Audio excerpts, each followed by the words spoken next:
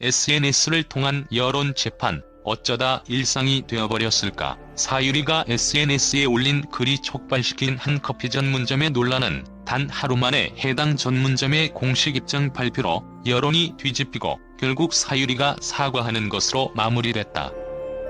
그런데 하나의 해프닝처럼 여겨질 수 있는 이 사안은 지금 현재 우리가 일상적으로 마주하고 있는 SNS를 통한 여론 재판의 씁쓸한 양면을 드러내는 면이 있다. 3개월 된 아들을 데리고 즉시 대피한 사유리는 아들이 추위에 떨자 근처 커피 전문점을 찾았던 것. 이 논란은 사유리가 거주하는 아파트 지하의 화재로부터 비롯됐다. 그런데 음료를 주문하려 하고 있는데 직원이 QR코드를 먼저 찍어야 한다고 했고 급하게 나오느라 핸드폰을 갖고 나오지 않았다고 하자 매장에 있을 수 없다고 말했다는 것. 사유리는 SNS에 다른 매장처럼 본인의 인적 사항을 적고 입장을 가능하게 해주면 얼마나 좋았을까 그때 생각했다며 한엄마로서 한 인간으로 부탁드린다. 만약 아이가 추워서 떨고 있는 상황에 핸드폰이 없다는 이유 하나로 매장에서 내보내지 않으셨으면 좋겠다고 적었다. 그 커피 전문점 매장과 직원에 대한 비난이 쏟아졌다. 사유리의 이 글이 게시되자 여론이 들끓었다. 커피 전문점 측에서는 코로나19에 대한 정부의 방역 지침에 맞게 대응한 것이라고 했다. 그 방역 지침은 우리도 잘 알고 있듯이 매장에 온 모든 고객은 QR 체크를 해야 하고 이것이 불가할 때는 수기로 인적 사항을 적되 반드시 신분증을 지참해야 한다는 내용이다. 이런 입장을 표명했지만 이미 SNS는 여론이 양분되어 격화되는 분위기였다. 방역 지침대로 한 것이 무슨 잘못이냐는 의견이 있었지만 그래도 3개월 된 아이를 내보내는 건 직원의 융통성 부족이라는 비판이 더 거셌다.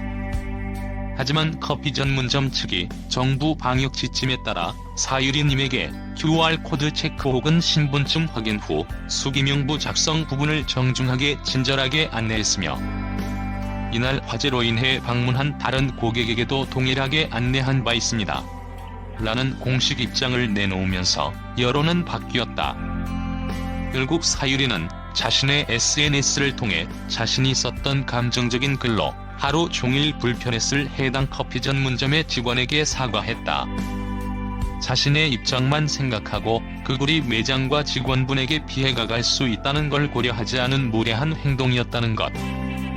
그는 코로나 시국에 모두가 지켜야 할 원칙이 있다는 걸 다급한 마음에 간과했다는 걸 인정했고 해당 직원을 찾아가 사과했다고 밝혔다.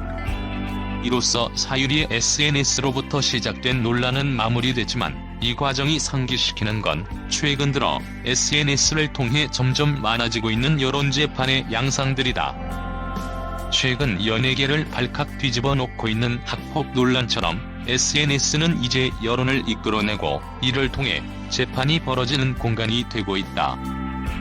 물론 묻힐 수 있는 일상에 존재하는 사회적 사안들을 수면 위로 끄집어낸다는 측면에서 이런 SNS의 여론 기능은 긍정적인 면이 있지만 어느 한쪽이 먼저 던져놓는 이야기만으로 성급한 여론이 생겨나고 그 진상이 제대로 드러나지 않은 채 성급한 재판이 벌어지는 문제는 실로 심각한 일이 아닐 수 없다.